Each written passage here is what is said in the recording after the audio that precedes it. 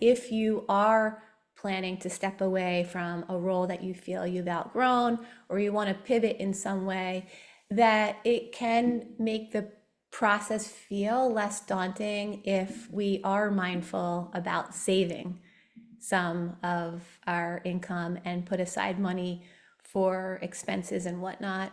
Is there usually a realistic savings target that you encourage your clients to consider before stepping away from their current role to take on something new or to maybe launch their own business? As you know, we work with a lot of lawyers, and I don't have to tell the lawyers on this call, sometimes you don't get paid right away. You do the Mhm. work, but there could be a delay between the time you invoice your client and the time they actually pay that bill. So Yes, you need to yes, account for that. You yeah. still have your bills even if they didn't pay theirs. So giving yourself that runway just helps bridge that gap a little bit further.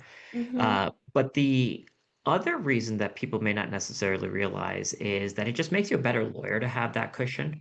And what Yeah. I mean by that is sometimes when people jump the gun and they leave prematurely, their current role prematurely without having that nest egg, what ends up happening? Sometimes they have their back up against the wall. They have to take cases because they have to pay their bills. Hmm. What ends up happening as a result of that? They take on cases that maybe they weren't necessarily qualified to take on, Right, or they start discounting their rates to compete for business that they may not otherwise have wanted at that hourly rate. So right. when you have this cushion behind you, it just gives you the confidence to say no. It gives you the confidence to be able to say, well, no, my rate is X, and you're going to get a better experience than going with somebody who's cheaper, and I'm not going to compromise on my rates as a result of it.